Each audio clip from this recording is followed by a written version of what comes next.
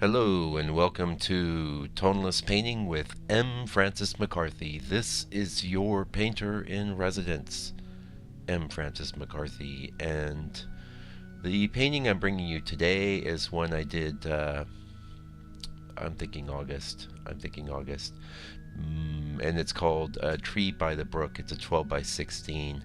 I don't usually do vertical paintings in the 12 by 16 size, but I had this painting around, and I had the board there, and I had done a sort of a version of this scene as a 8 by 10 that I sold, and I just grabbed it, and I'm very intuitive.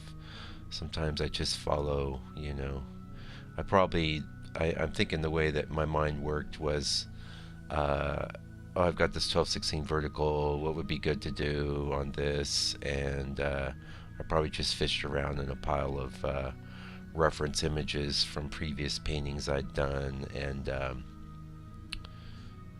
well, probably some new ones I hadn't done as well, but it just felt right, and I did it, and pretty happy with it. I mean, actually, you can always tell if I'm happy with a painting because I'm sharing it with you, and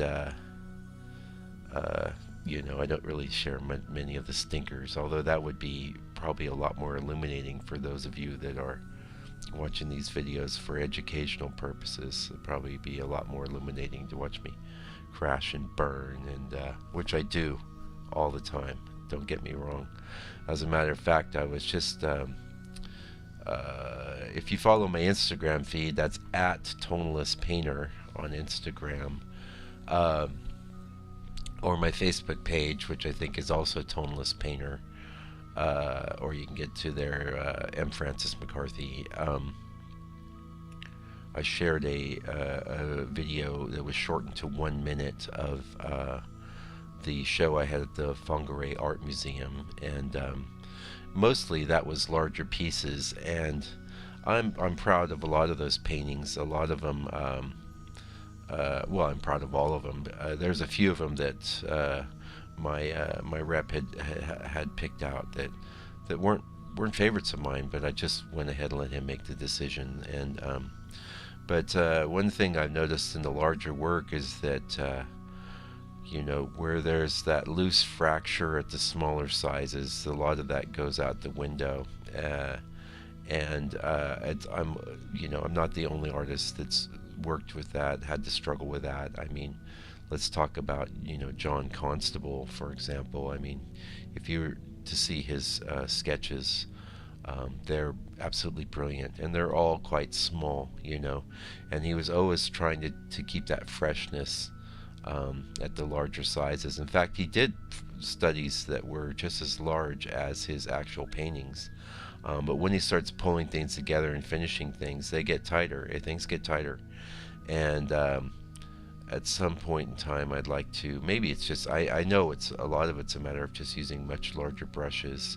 But I'm also thinking, as you can see in this painting here, I have a setup where I'm sitting, and I've usually got a podcast or a video going in the background as I work, and um, I'm thinking if I had a stand-up easel where I could get things at arm's length, and that I would maybe be able to keep that looser fracture. But I'm working on it. I'm always working. As a matter of fact, I've just dived deep into the well of very small paintings. In fact, that's how I knew I didn't do this in September, because all I did in September was very small paintings, and that's all I've really been doing. I did oh, well, here we are. We're talking about what's happening in the studio. Last week I did 2 7 by 10s, which is a size I absolutely adore. I was doing 8 by 10s for a long time, and my reasoning being that I could get some pretty awesome ready-made frames at that size. But while I love 8 by 10 as a vertical format, when it's a horizontal format, I don't love it as much, I'll be honest with you. I've done some nice paintings that way, and in my mind I sort of just think of it as a kind of a elongated square. But when you take that 8 by 10 and you make it 7 by 10, I absolutely love it. That is just the right amount of panoramic versus squareness. It's a great size, and so I did a couple paintings that size. I did a 6x8, and ooh, my goodness. When I say did, I mean, I started. I did the first color pass. On the 6x8, I think I did first color and second color. Did a bunch of 3.5 by 3.5s, a few 3.5 by 5s, and I really love doing those little ones, I tell you.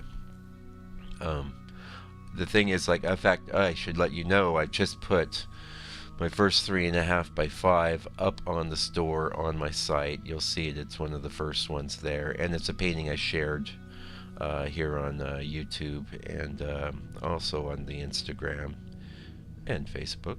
They all three get pretty much, I take the same image and kind of salt it through all three, but it's a little, I'm looking at it here on my desk too. I've got the painting here in my home office, and yeah, it's that scene. It's a golden meadow, and it's $90 on the site, on the store. Also, free international shipping. I've figured out how to do that at long last.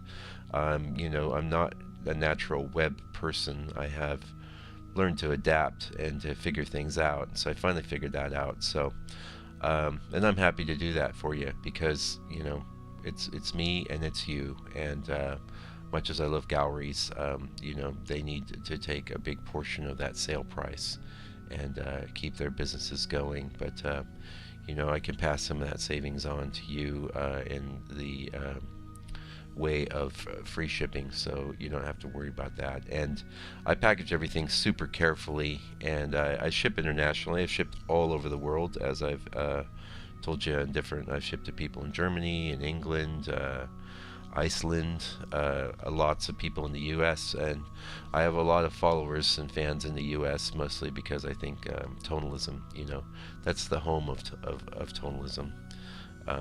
Not excluding the Barbizon people, and you really could call that tonalism too.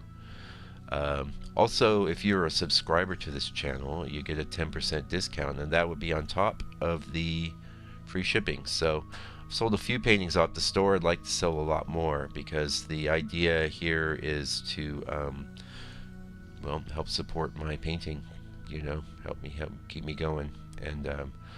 And the reason I do this is to beautify the world and to beautify people's homes. And to me, there's nothing more valuable than an original oil painting. You may have noticed I don't do a lot of work with print sites or any of that. And I probably could,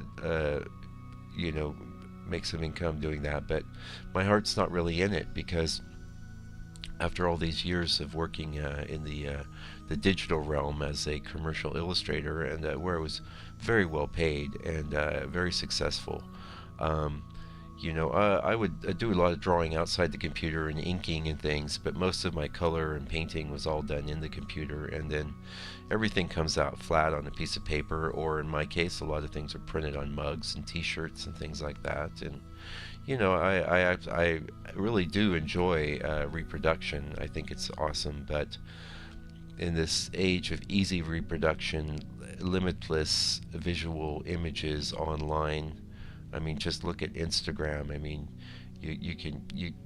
There's image after image after image, and so many of them are awesome. There's so many great artists there, but they're all being presented to you on a screen. If you really you take that that painting, the real painting, and look at it in real life, it has a completely different quality to it. It is, even if you do the world's greatest photograph of a painting, it's still a two-dimensional flattened representation of the original, and there's nothing like original art. I believe in it, and this is one of the reasons why I do use a lot of digital techniques to help prepare my reference, and also, of course, to do things like these videos, and to prepare my photography. And I'm very into doing very high quality photographs of my paintings. and I believe in all that. But at the end of the day, it's all in service to the original oil painting. The original oil painting, you can see now, I mean, it represents a progression of thousands and thousands of small decisions that have been made, and every one of those decisions is being recorded on that surface. Um, it's a cumulative effect, and it becomes more than just a two-dimensional image. It is a actual physical object that has been worked on by the human hand, and I believe that is intrinsically valuable. I don't think there's anything more valuable, to be honest. I mean, if you, this of course would apply to work done in clay or work done in metal, or anything that human beings are actually working with their hands. It's incredibly valuable, and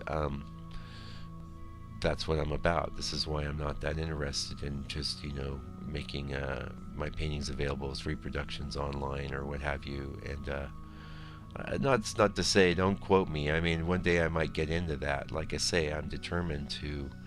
I have. How can I put this? I have some good galleries out here. I'm working with some galleries in the States and stuff, and they sell work, and I have collectors, and it's all good.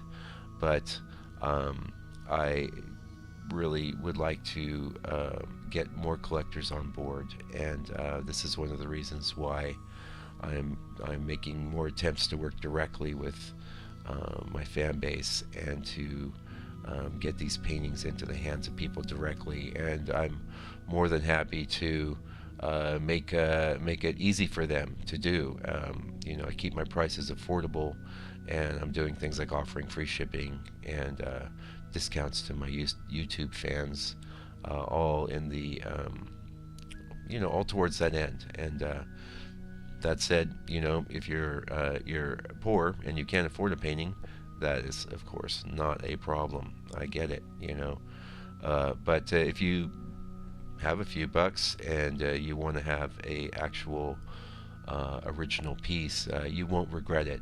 I guarantee that, and I really do guarantee it. I have shipped paintings all over, and I've always guaranteed the people's satisfaction. And when I was working with an online gallery, that was their policy. And there was a case where someone did return a painting, and it was really just a misunderstanding. They thought it was much larger than the painting they ordered. I think they thought they were getting an 1824, and they got a 5x7. They're like, okay, this isn't going to fit on the space we have in mind. Anyway, that's all one kind of sort of commercial, but this is the long form video, and it's a place where I share what's going on in the studio and what's going on more and more. What's going on with me is getting my artwork out there and marketing it. It's something I've frankly avoided. I've kind of been like waiting for my Prince Charming to come along, and I don't think they're coming. So I've had to face facts, and don't mind telling you, I've got just a little bit of time here. I've been following this program. If you're an artist, it's called the Abundant Artist Association, and they're online, and I've been picking up a lot of great information from those guys. And I really do believe that the internet is the answer for us as artists, because there's nothing but people out there, and there's bound to be people that are going to be into what you're doing, especially if you put as much effort and heart into your work as I do. Anyway, we're getting kind of close to the end. Thanks for your patience and listening to my long diatribe today. And thank you for all the new subscribers that have come on board. Welcome aboard. I really appreciate you subscribing and following my work. And those of you that are using the paintings for educational purposes and stuff, that's great, man. That's why I put them up there. It's all about supporting tonalism, supporting you as an artist, and supporting me as an artist. So we all have to help each other out in this world of so many distractions and options.